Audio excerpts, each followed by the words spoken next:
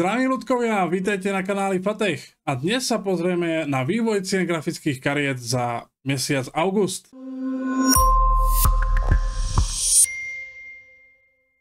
Vyzerá, že s rastúcimi teplotami znovu rastú aj ceny grafických kariet.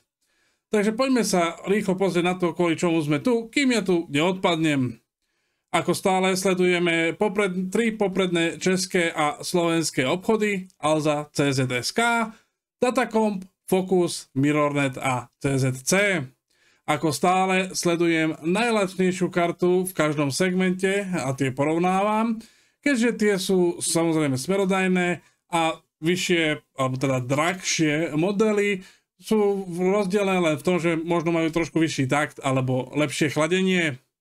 Taktiež pre karty, ktoré vy budete vidieť v tabulkách, neberiem v úvahu zánovné kusy, rozbalené alebo vrátené kusy, ako aj krátkodobé akcie, ako je napríklad Black Friday alebo nejaký povianočný alebo poveľkonočný výpredaj a tak podobne.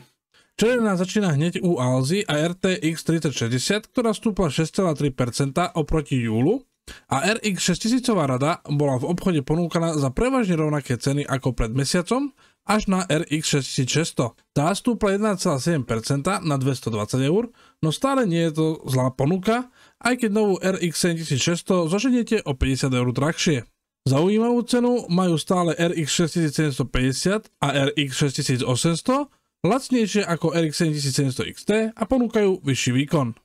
V RTX 40 rade to vyzerá ako zmiešaný pohyb cien, no môžete z priemeru vidieť prevažne negatívny vývoj. Najviac stúpla RTX 4070 Ti, pochopiteľne, keďže už končí životnosť, takže navyšovanie je výsledok do predaja.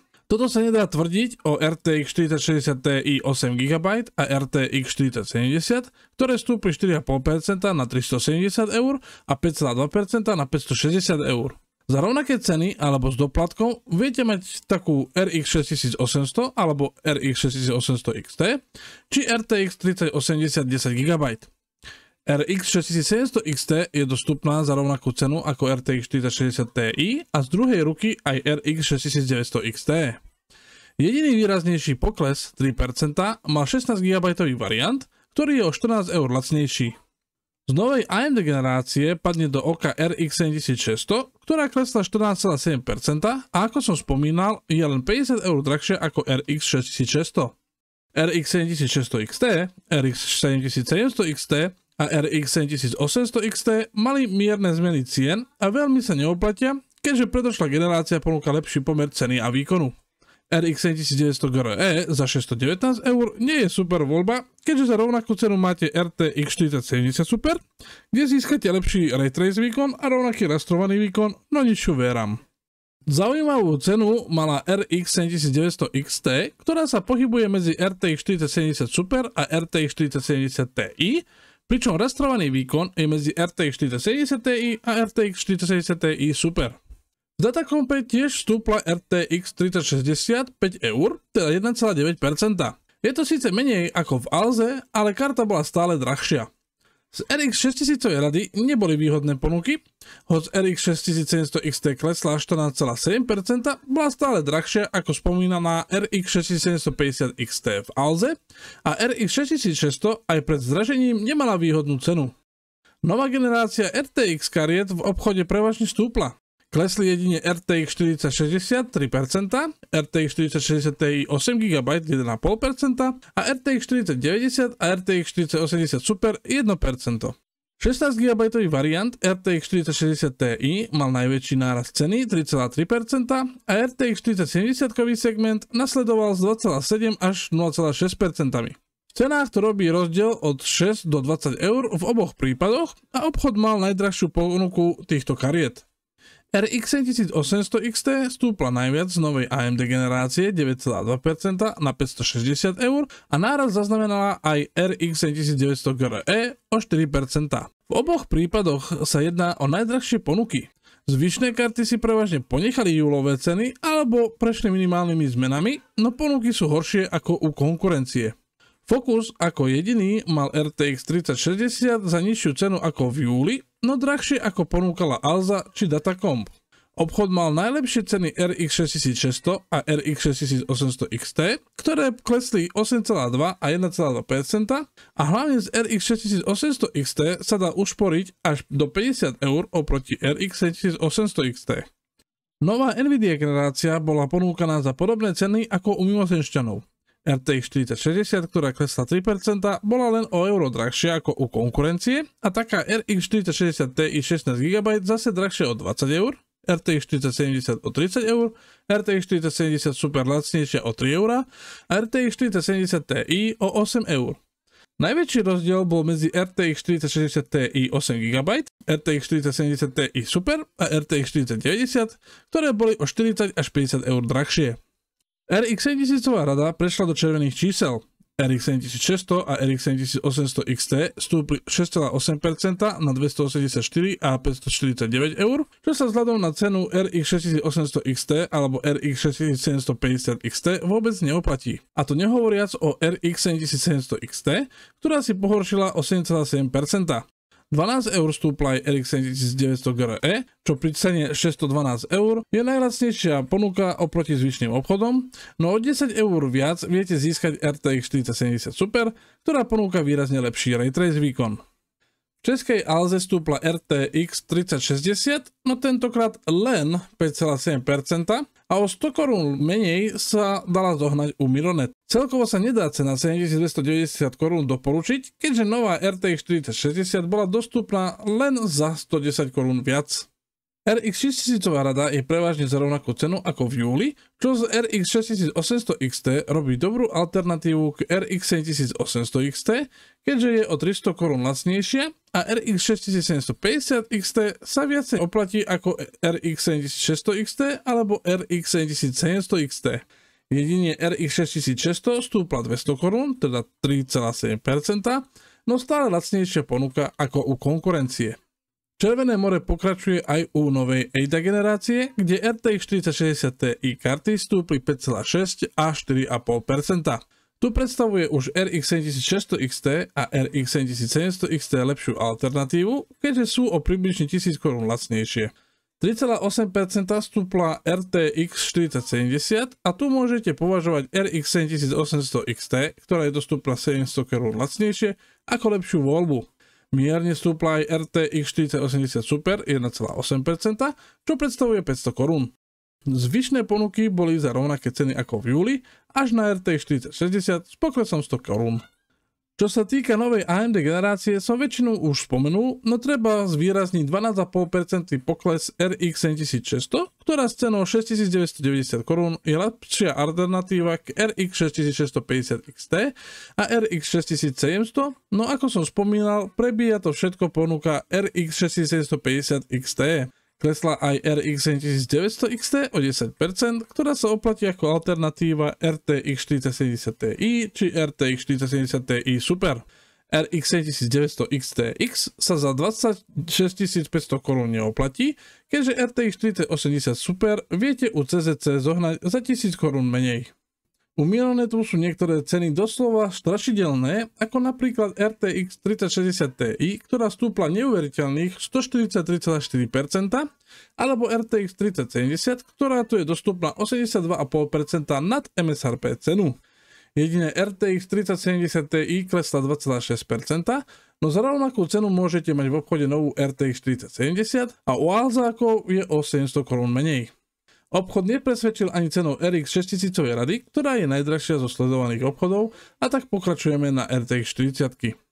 Červená sa ukazuje aj tu, kde RTX 4080 stúpla až 29,3%, no toto je pravdepodobne z dôvodu končiaceho inventára. Ďalej stúpla RTX 4060 Ti 8GB, RTX 4070 Super a RTX 4070 Ti Super 4,3, 2,3 a 1,2%, a ako jediná klesla RTX 4070 Ti 5,7% na 19 600 korún, čo je rovnaká cena ako u Alzy. Všetky zvyšné karty boli výrazne drahšie. Taktiež nečakajte rozdiel u RDNA 3 kariet. RX 7600 XT stúpla 8,1% a za cenu 9000 korún viete pomaly zohnať RX 6800 XT. RX 7700 XT, RX 7800 XT a RX 7900 GRE stúpli zase 3,8, 3 a 2,5%, kde lacnejšie alternatívy nájdete nielen v RTX 40 kartách, ale aj u konkurencie. Rovnako to platí aj pre RX 7900 ponuky, aj napriek tomu, že klesli. U CZC klesla RTX 3060 o 40 korún, no stále bola o 70 korún drahšia oproti mimoženšťanom a z RX 6000 kariet bola už dostupná len RX 6600 za rovnakú cenu ako pred mesiacom, no jednalo sa napriek tomu o najlacnejšiu ponuku. Z novej RTX 40 generácie mal obchod niekoľko výhodných cien, ako napríklad RTX 4060, ktorá s poklesom 2,8% bola najlacnejšou ponukou sledovaných obchodov. Výhodná bola aj RTX 4070 s poklesom 8,5% oproti júlu a 1200 korún oproti Alze. Mimoženšťania ponúkali o 600 korún drahšiu RTX 4070 Super, o 1800 korún drahšiu RTX 4080 Super a 1500 korún drahšiu RTX 4090. RTX 4060 Ti 8GB a RTX 4070 Ti Super, ktoré stúpli 8,9 a 11,9%, boli drahšie ponuky oproti konkurencii. Opačný prípad sa ale objavil u RX 7000 rady. Obchod mal síce najlepšiu ponuku RX 7600, ktorá klesla 14,3% alebo 1000 korún oproti júlu, no u iných kariet to už vyzerá inak. RX 7600 XT stúpla 6,6% a je skoro 700 korún drahšia ako u mimoženšťanov. RX 7700 XT síce klesla, no aj tak usporíte 200 korún u konkurencie, a RX 7800 XT, ktorá stúpla 11,2% a RX 7900 XT, ktorá stúpla 7%, sú ešte väčšie rozdiely. Prejdeme na Intel karty. Tie u Alzy majú rovnaké ceny ako pred mesiacom až na A380, ktorá klesla 1,6%. Aj napriek tomu, že v ostatných obchodoch ceny klesli, boli Alzáci najlacnejší. U Datakompu stúpla cena A380 zase o 3,3%, a klesla cena A750 o 3,9%. Karty boli teda o 20 a 27 eur drahšie ako u Alzy. Po Focuse klesla hlavne A750 5,1% na rovnakú cenu ako ponúkal Datacomp. Výraznejšie klesla aj 16 GB A770, no oproti mimoženšťanom bola o 9 eur drahšia. Obchod ako jediný ponúkal 8 GB variant, no za cenu 325 eur sa vôbec neoplatil. U českých bratov je ponuka týchto kariet slabá a ceny sú ešte horšie, hoď nedošlo k žiadnym medzimesačným zmenám. Jedine A770 16 GB u Alzy by mohla predstavovať dobrú alternatívu k RTX 4060 Ti, ak viete prekúsnuť vyššiu spotrebu a problém s ovládačmi u niektorých tituloch. Čas na karty z druhej ruky. U RTX 30 rady bol zmiešaný pohyb. Najviac do oka padne RTX 3090, ktorá sa dala zohnať za 400 eur, teda 20% lacnejšie od predošlého mesiaca a dokonca 19 eur lacnejšie ako RTX 3080 Ti, ktorá klesla 14,5%. Aj RTX 3080 10 GB poklesla 11,8% na 300 eur, čím sa cenou vyrovnala RTX 3070 Ti.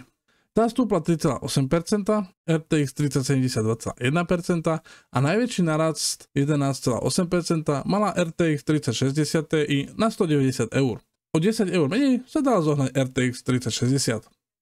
U RX 6000 rady bol zase pravý opak. Karty nízkeho stredného segmentu stúpli a v prípade RX 6700 to bolo dokonca až 37,5%. RX 6600 stúpla 15,4% a za rovnakú cenu 150 eur bola dostupná aj RX 6600 XT, takže netreba vysvetľovať, čo sa viac oplatí. RX 6650 XT a RX 6700 XT stúpli na rovnakú cenu 190 eur a RX 6750 XT zase 3,4% na 300 eur, čím bola ponúkaná za rovnakú cenu ako RX 6800. Obe karty sa vám ale neoplatia, keďže RX 6800 XT sa dala získať len za 30 eur viac. O ďalších 50 eur sa nachádzala RX 6900 XT, ktorá klesla 8,3%, a tento mesiac bola dostupná aj jedna RX 6950 XT za 450 eur. U novej Nvidia generácie išli ceny dole a taká RTX 4060 sa dala zohnať 21,4% nižšie ako pred mesiacom, no za 235 eur sa neoplatila. Z jednej strany sa dala o 10 eur viac zohnať RTX 3070 a z druhej strany 40 eur menej bola ponúkaná RX 6700 XT. Rovnako to platí aj pre RTX 4070 Ti, ktorá klesla 21,3% oproti júlu, no 150 eur menej je ponúkaná RTX 3090 a RTX 3080 Ti. RTX 4080 Super má s navýšením 9,9% skoro MSRP cenu a zvyšné karty sa aj napriek poklesu neoplatili vzhľadom na spomínané RTX 30-kové alternatívy. Z novej AMD generácie boli dostupné len 4 karty a vzhľadom na ceny platí to isté ako u RTX 30-kovej rady. Je zbytočné kupovať RX 7700 XT a RX 7800 XT, ak ich nepotrebujete pre nejaké špecifické funkcie, pretože RX 6800 XT sa dá zohnať za 330 eur, alebo spomínaná RTX 3090 a RTX 3080 10GB za 400 eur. Vzhľadom ale na ceny vyššieho segmentu RTX kariet sa RX 7900 XTX za 830 eur celkom oplatí. U českých bratov je situácia iná. RTX 30-ková rada prevažne stúpla až na RTX 3070 Ti, ktorá poklesla 10,4% na 6000 korún a predstavovala alternatívu RTX 4060 a RTX 4060 Ti 8GB, ktoré sú ponúkané drahšie. RTX 3080 Ti tiež bola ponúkaná 4,5% výhodnejšie oproti júlu a s cenou 10 500 korún predstavuje alternatívu k RTX 4060 Ti, RTX 4070 a RTX 4070 superkartám. Napriek tomu, že RTX 3080 10GB stúpa 6,7% a RTX 3070 6%, boli lacnejšie ako RTX 4060 a RTX 4060 Ti 8GB, či RX 7600 a RX 7800 XT. RTX 3060 nemožno doporučiť za 4750 korún, no Ti variant bol o 1200 korún lacnejší, čo už je celkom dobrá ponuka. RX 6000 karty zase videli výrazný pokles, čo bol pravý opak ako u nás. RX 6950 XT a RX 6900 XT boli za rovnakú cenu a o 3000 korún menej ako RX 7800 XT. Jej predchodca RX 6800 XT klesol 12,5% na 7000 korún, čo bolo dokonca o 500 korún menej ako RX 6800 a len 1000 korún viac ako RX 6750 XT. RX 6600 XT a RX 6700 XT klesli 7,6 a 12,3% na rovnakú cenu 3500 korún a RX 6600 bola len 300 korún lacnejšia. U novej Nvidia generácie bol pohyb cien zmiešaný, no prevažne negatívny. RTX 4070 bola teraz o 8,3% lacnejšia za 11 000 korún, no ako som povedal, máte lepšie alternatívy u predchádzajúcej generácii. Rovnako to tak platí pre RTX 4070 Ti a RTX 4070 Ti Super, ktoré síce klesli 5,3 až 4,5%, no RTX 3090 sa dá zohnať o minimálne 2500 korún menej. Celý 4060-kový segment stúpol a vôbec sa neoplatí, keďže nové karty máte len o 500 až 1000 korún drahšie s garanciou záruky. Vysoký segment aj napriek tomu, že stúpol, je dostupný za výhodnejšie ceny ako v obchodoch, ako napríklad RTX 4090, kde viete usporiť až 10 000 korún. Ukončíme to RDNA 4 generáciou, kde ponuka prevažne zdražela. RX 7900 XTX stúpla 22,2% na 22 000 korún a vôbec sa neoplatí, keďže za rovnakú cenu viete získať RTX 4080 Super. Pre RX 7900 XT platí to isté, keďže s navýšením 5,6% stúpla na 19 000 korún a novú sa dá zohnať o 500 až 1000 korún viac. Objavila sa aj RX 7800 XT, no cena je zase porovnateľná s obchodmi a RX 6800 XT zoženíte o 3000 korún menej. Doporučiť sa jedine dá RX 7600 za 5400 korún. Podotýkam, že v čase zbierania dát boli pre väčšinu kariet z druhej ruky dostupné len jeden alebo dve ponuky a tak ceny nemusia zodpovedať aktuálnym ponukám. Dobre, ja už potím posledného, takže ku koncu len narýchlo. Nie je veľmi čo dodať. Ceny grafických kariet naozaj nie sú výborné a hoď tu a tam sa nájde nejaká tá dobrá cena za niektorý ten segment. Celkovo by som nedoporúčal teraz kupovať grafické karty.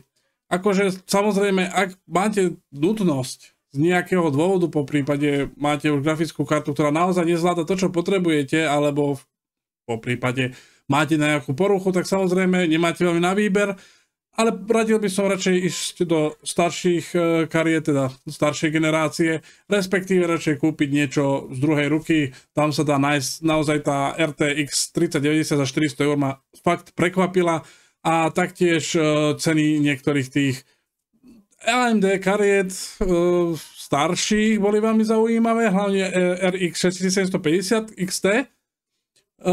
Je to slušná karta z novej Nvidiáckej generácie, neviem, no, nie je to také, že neviem, či by som na to išiel.